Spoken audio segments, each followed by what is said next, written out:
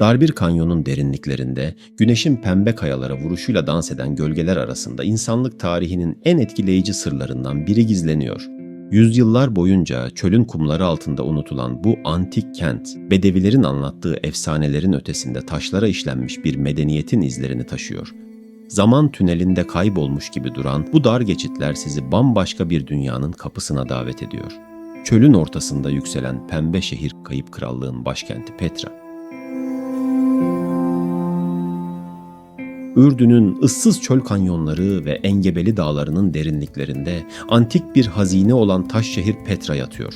UNESCO Dünya Mirası alanı ve dünyanın yeni 7 harikasından biri olan Petra, doğrudan kumtaşı kayalıklarına oyulmuş mezarlar, anıtlar ve diğer ayrıntılı dini yapılardan oluşan dev bir metropol.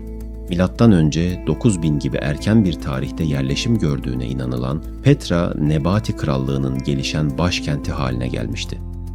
Bu az anlaşılan Orta Doğu kültürü, milattan önce 3. yüzyıldan Roma'nın yükselen gücüne boyun eğdiği, milattan sonra 1. yüzyıla dek günümüz Ürdün'ünün büyük bir kısmını yönetmişti.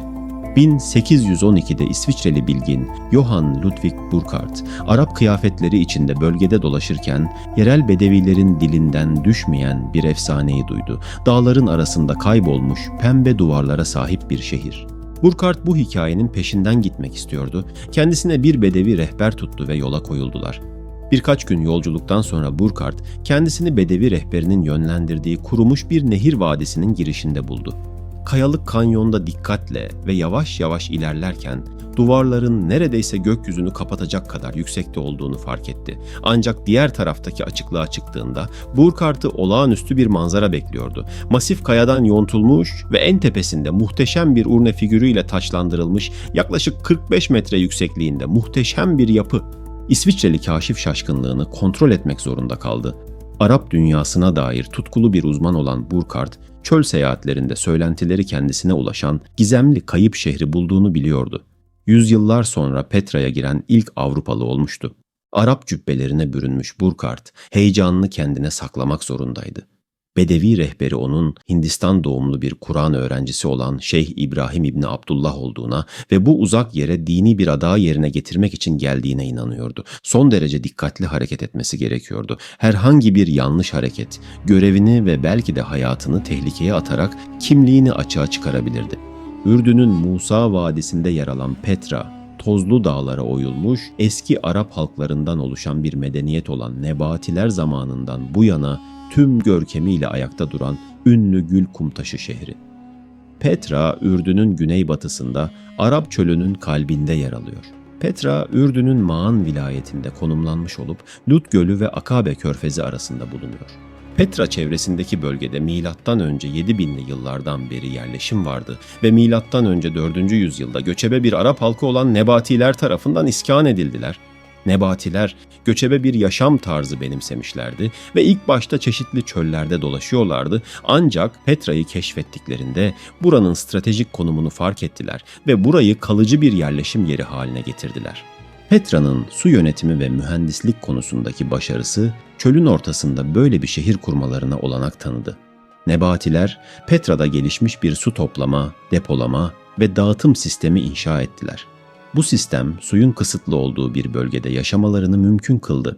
Filmlere konu olan Petra'nın kayıp zenginliklerle ilgili efsaneleri, Burckhardt'ın az önce görmüş olduğu aynı urne tepeli anıtın etrafında dönüyordu. Uzun zaman önce hırsızlar tarafından bu urneye gizlenen bir hazineye dair yerel kabileler tarafından anlatılan hikayeler sebebiyle Arapçada bu yapı Al-Hazne yani hazine olarak biliniyor. Hazine isminin verilmesinin nedeni yerlilerin zamanında mezarda saklı bir hazine olduğuna inanmaları. Bugün arkeologlar mezarın 2 katlı ve yüksek olduğunu biliyor ve onu iyi bir zanaatkarın elinden çıkmış sayıyor. Mezarın ön yüzü 25 metre genişliğinde ve 39 metre yüksekliğinde.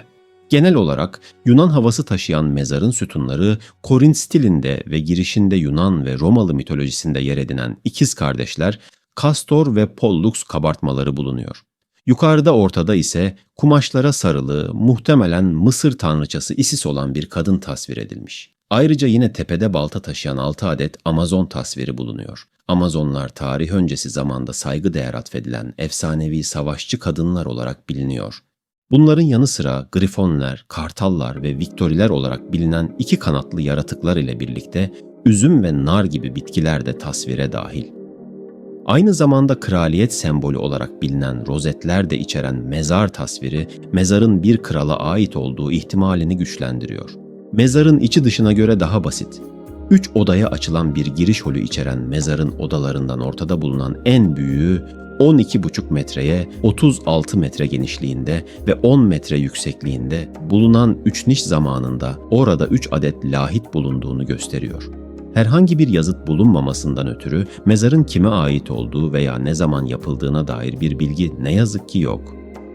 Bugün tarihçiler bu muhteşem yapının milattan sonra 1. yüzyılda yaşamış bir hükümdarın, belki de Nebati kralı 4. Aretas'ın mezarı olduğuna inanıyorlar. Petra'nın yerlileri zengin bir ruhsal hayata sahipti. Ana caddenin kenarında yer alan 3 tapınağın yaklaşık 2000 yıl önceye denk gelen şehrin refah seviyesinin en yüksek olduğu döneme ait olduğu düşünülüyor. Bu tapınaklardan bir tanesi Firavun'un kızının kalesi olarak Türkçe'ye çevirebileceğimiz Kasr al-Bint olarak biliniyor. Petra'da kayadan oyulmamış tek anıt örneği olan bu yapının duvarları günümüzde bile 23 metreye ulaşıyor. Tapınakta bir düzlüğe ulaşmadan önce 19 merdiven çıkılıyor, daha sonrasında ise tapınağın giriş holüne varabilmek adına 4 süt geçerek 8 adım atılıyor. Ana hole geçmeden önce bulunan giriş holü neredeyse her bir kenarı 28 metre genişliğinde platform içeren bir oda olan kutsal kısım en sonda. Tapınaktaki bir kabartma yapının Tanrı Duşara'ya, yani dağın efendisine ithaf edilmiş olabileceğini düşündürüyor. Arkeologların müthiş tapınak olarak adlandırdığı başka bir yapı, günümüz orkestra salonu tasarımında bir tiyatro içeriyor. 33 metrelik çapa sahip dış katmanda bulunan oturakları ile birlikte 600 kişiyi alabilecek kapasitede olan bu tiyatronun dini törenler için kullanıldığı düşünülüyor. Tapınağın dekorasyonları arasında kireç taşına oyulmuş fil başları dikkat çekiyor. Nebatiler milattan önce 300 yıllarından itibaren su kaynaklarını kontrol etmenin yolları geliştirdiler. Onlar dışında bu yoldan geçen diğer insanların bilmediği çölde gizli sarnıçlar yaptılar. Su böylece bir savunma sistemi haline aldı. Saldırıya uğradıklarında çölün içlerine kaçıp su depoladıkları yerlerde uzun süre takip edilmeden saklanabildiler. Yerleşik düzene geçtikçe daha karmaşık hidrolik sistemler yaptılar. Petra'da çok gelişmiş sarnıç ve su kanalları sistemi yer alıyor. Bu sistem şehirde yaşayan 20 bin vatandaş ve yüzlerce kervancıya yetecek kapasitededir. Kaya oyma kanallar, çömlek borular, baraj, rezervuar, topraküstü ve altı sarnıçlar su sistemini oluşturur. Kervan trafiği üzerinde tekel kuran Nebati başkenti, antik dünyadaki ana ticaret akışına açık kalırken kendisini düşmanlardan korumayı başardı. Yüzyıllar boyunca baharat, ipek ve tütsü yüklü develerden oluşan kervanlar Petra'ya geldi. Çöl yorgunu tüccarlar sadece şehrin korumasından faydalanmak için değil, aynı zamanda Nebatilerin sağlayabileceği en değerli kaynağı, tatlı suyu stoklamak için de geçiş ücretlerini kendi istekleriyle ödediler. Bugün sütunlu cadde olarak bilinen Petra'nın ana caddesi, bazen su akan bir dere yatağı olan Musa Vadisi'nin güneyinde kalıyor. Petra'nın kayalıklarıyla birleşen vadinin güney ve kuzeyi boyunca inşa edilen duvarlar şehrin istilaya uğramasını zorlaştırıyordu.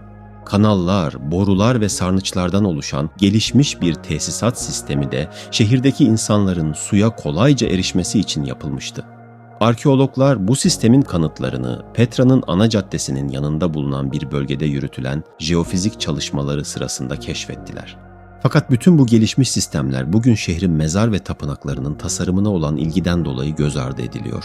Nebati Krallığı, milattan sonra 106 yılında Roma İmparatorluğu tarafından fethedildi. Roma İmparatorluğu'nun bir parçası haline gelen Petra, Roma'nın Arabia Petraea eyaletinin başkenti oldu. Roma döneminde Petra, mimari ve altyapı açısından önemli gelişmeler yaşadı. Romalılar şehre büyük anıtlar, tapınaklar ve tiyatrolar inşa ettiler. Ayrıca Petra'nın su yollarını geliştirdiler. Bu da şehrin ticaret ve ulaşım ağını daha da güçlendirdi. Roma döneminde Petra hem ekonomik hem de kültürel olarak zenginleşti. Romalılar Nebatilerin sanatsal ve mimari tarzını benimsediler ve kendi stilleriyle birleştirdiler. Bu dönem Petra'nın altın çağı olarak kabul edilir çünkü şehir en büyük ve en görkemli dönemini yaşadı. Ancak Roma İmparatorluğu'nun zayıflamasıyla birlikte Petra da yavaş yavaş önemini kaybetmeye başladı. Roma İmparatorluğu'nun çöküşünden sonra Petra Bizans İmparatorluğu'nun kontrolüne geçti. Bu dönemde şehirde birçok kilise inşa edildi ve Petra Hristiyanlık için önemli bir merkez haline geldi. Bizans döneminde de Petra önemli bir ticaret merkezi olarak varlığını sürdürdü, ancak önceki dönemlere kıyasla ekonomik ve kültürel olarak bir düşüş yaşandı. 7. yüzyılda İslam'ın yükselişiyle birlikte İslam fetihleri sonrasında Petra artık bir Emevi şehri oldu. Şehirde İslam hakimiyetiyle birlikte Müslüman ve Hristiyan nüfus birlikte yaşamaya devam etti.